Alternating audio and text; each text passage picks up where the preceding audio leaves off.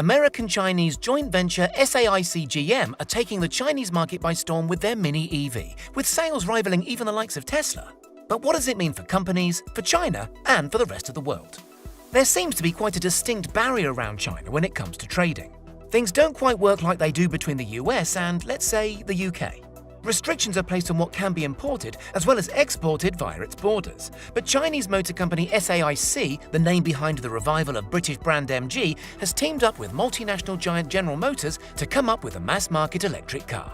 The only thing long about this car is its name. It's called the Wuling Hong Guang Mini EV. Its size is anything but long. At 2.9 meters in length, it's a whole meter shorter than the proudly British Mini hatchback. Even the classic Mini was between 10 and 20 centimeters longer than the latest Chinese EV.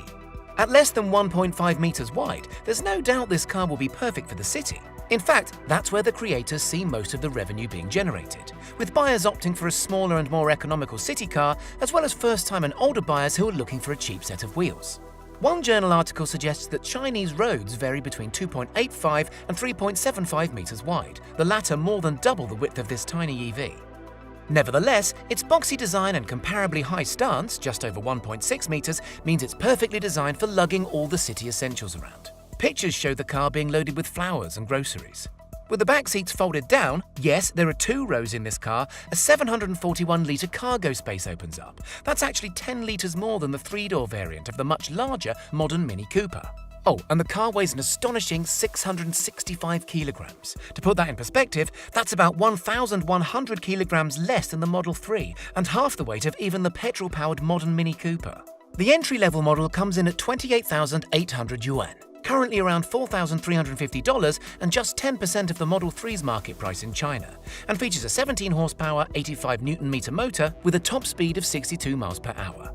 Its 9.2 kilowatt-hour battery gives it a measly 75-mile range, which is significantly less than other class leaders like the 54 kilowatt-hour battery and 263-mile range of the Tesla Model 3 Standard Range Plus. But one report suggests that the average commute in Chinese cities is less than 6 miles and takes up to an hour. So with so much time spent stationary, this little EV may be the perfect solution for so many Chinese workers.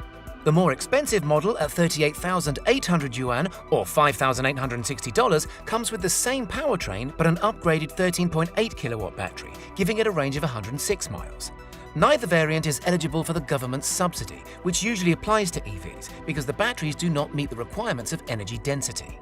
It's unlikely we'll be seeing this car stateside or on European roads anytime soon though, and that's due to the rigorous safety measures cars must go through to get on our roads. Although GM describes the steel used as high strength, it doesn't feature a single airbag. Anti-lock braking, a tyre pressure monitoring system, and 2x ISOFIX points for child car seats do make an appearance, although we're not sure if these are included in the basic price. Press photos also show rear parking sensors, air conditioning, electric windows, and a radio, but we don't know for sure if these are standard features.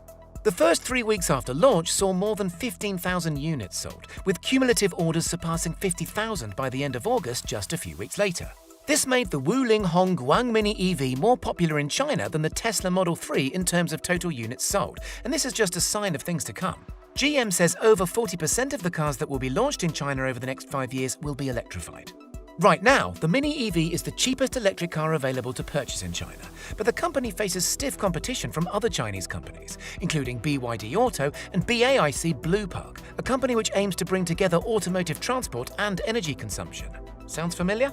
With SAIC already powering the production of the MG range in the UK, including 2 of the country's cheapest EVs, the ZS and the 5, should the likes of Tesla be worried? And with General Motors sharing part of the Mini EV's production, will this give them a boost towards zero-emission transport in the American mass market? Remember, our markets may not demand the small sizes and ultra-cheap prices, but the technology is being put in place to upscale EVs globally.